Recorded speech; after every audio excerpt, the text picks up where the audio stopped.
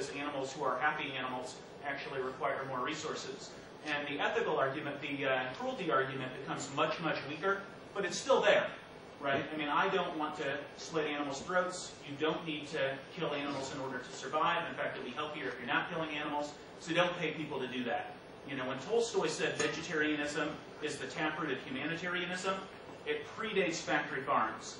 You know, when Gandhi argued that vegetarianism is essential for people who care about war and who care about peace, that it's essential to satyagraha, to nonviolence, that predated factory farms. They made the argument purely on the basis of, do you want to kill or do you want to not kill? You want your life to be life-taking or life-giving? So I do think that you know, companion hen eggs is an exception, but we're not talking about veganism, and we're not talking, I don't think, about moral absolutes. Well, you have to argue this question in moral absolute. If you're saying that by eating plants you're not consuming life, you're not harming life, you're not putting intents on life, then well, then what is your argument? Well, if you're saying that animals are somehow more sentient and more alive than plants, then how? No, I guess I should elaborate a little bit on the whole, is veganism moral purity? Because I don't think it is. I mean, even the reality is if you're growing crops, you know, it's resource intensive. If you're tilling the crops, you're certainly killing insects. You're probably killing, you know, other small animals too. There's not even no animal killing in veganism. But, as we were discussing earlier, it takes 20 times as many crops if you're feeding those crops to animals to eat animals than if you're eating those crops directly. So you're cutting down on your support for violence and killing and suffering. You're not totally eliminating it. I mean, we live in a world where practical ethics are, you know, dirty and they don't tend to come into black and white. But I do think that for people in this room, for the however many of us there are here, as Tom and Michael were saying, you know, we have the opportunity to make, in a very practical way, these choices. And when we sit down to eat, what is it that we choose to do? Do we want to support cruelty or don't we? Do we want to contribute to something that's so environmentally unsustainable and causes so much global warming, or don't we? I mean, that's the challenge, I think, for people in this room, and that's the debate that I think we were having. So that, again, goes back to the system. Well, no. It is, well, it's both the system and it's the principle, right? I mean, when Gandhi and Tolstoy were talking about it, they were talking purely about the principle. Do you kill when you don't have to? You know, even taking away the cruelty. I mean, I would suggest for people who are eating in this dining hall, for people who are eating out, it's a much bigger issue than the issue that Gandhi and Tolstoy were talking about. But even if you take out all of the cruelty, there's still a very real issue there for people who are trying to lead ethical lives. And I mean, we can talk exclusively about the animal, you know, welfare, animal rights component, but the environmental and the global poverty issues actually get worse when you know, move into a realm where animals are not gratuitously abused. Okay, so the way that we solve our civilization is more damaging to the planet than the system that has caused exponential climate change in the last 50 years. A lot more now, yeah.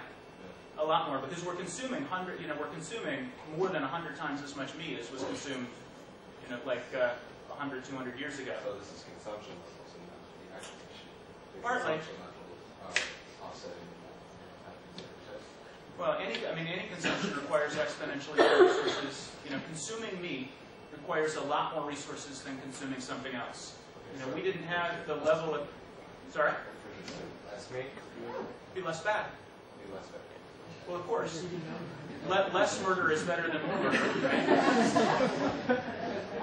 To speak off of one of those things, let's take like possibly the most ethical meeting practice there is, like Kobe beef. As if like these cows are massaged, fed beer their entire lives. Basically the dankest life possible. Will you volunteer to be one? Life, they get slaughtered. Why is it the same? But like Chris was saying, so this is not the norm that our current practice is. Nor does this in any way help the argument against global poverty, because this is a very expensive meat.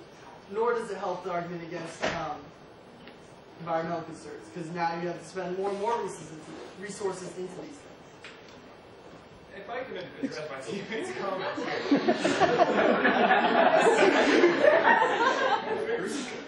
The global poverty poverty issue is it's just being misrepresented here. I mean, the fact is that most of animal feed, first of all, is not created from food that is fit for human consumption.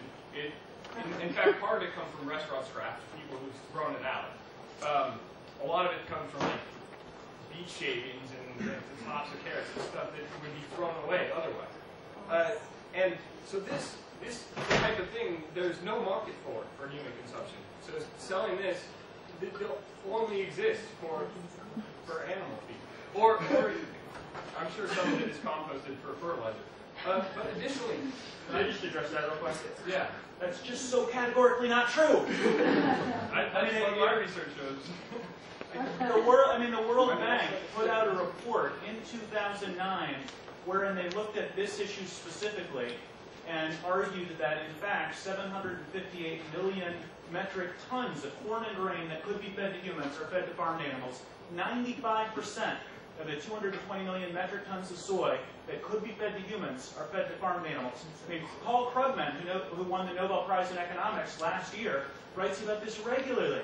He tends to write about it in terms of India and China eating more meat, thus causing more global warming and causing more people to starve. But it's not just the problem in China and India. I mean, we have the same thing. He's just rolling out the possibility of us eating less meat. But in the global marketplace, it could go either way. So yeah, there are, we are feeding ground-up dogs and cats and other, things to farmed animals that we're not going to eat otherwise. But there is about 758, 970 million metric tons, which is more than a billion, non-metric tons of stuff that could be fed to human beings that are instead fed to farmed animals. You parallel this argument with the ethanol argument. Corn grown for ethanol, though, is not the same as the corn we eat. Well, right. That's true, right? Well, yes, but the crops could be put to corn that we eat, or they could be put to corn that goes into animal feed and ethanol. Like the crop land could go for either one, which is why the UN Special Envoy on Food called it a human rights crime that we would be putting crops into biofuels while people are starving to death.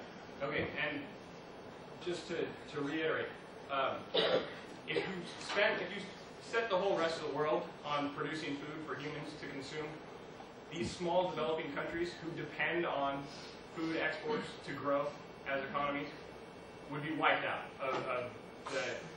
as far as, obviously that wouldn't work with the trade laws we have as today. But the trade laws also show why that isn't true.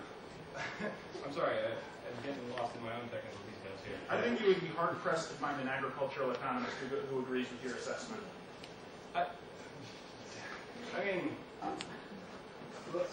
Do you agree that these developing countries rely on agricultural exports to grow? I think agricultural exports, I think the Bretton Woods twins, what the World Bank and the IMF have done to developing world countries by forcing them to move from sustainable crops to export crops is absolutely destroying them. And it's neo-colonialism in economic form, and it's devastated them. It's the problem, not the solution. Wait a minute. The IMF has the worst reputation on Santa Cruz, on this campus of anywhere. Well, I didn't know that, but the whole idea of these structural adjustment programs that they impose on developing economies, so that developing economies have to move to export, including animal feed. It's one of the big five is animal feed. That is the problem, not the solution. And animal feed is one of the 5 big crops that they are growing in order to export, so that we can have coffee, chocolate, sugar, meat, and I'm blanking on the fifth one. But that's the problem, not the solution. That's why people are starving. But the truth is, most of these trade deals include agricultural exceptions for the very purpose of allowing these countries to regulate their own agricultural industries and create a sustainable base based on that. Would that it were so. What? I said, would that it were so. That's... maybe not in the 90s, but the new trade deals that are coming around now, they contain agricultural exceptions. Do you agree with that? I'm not aware of that. That would be a glorious thing if it's true.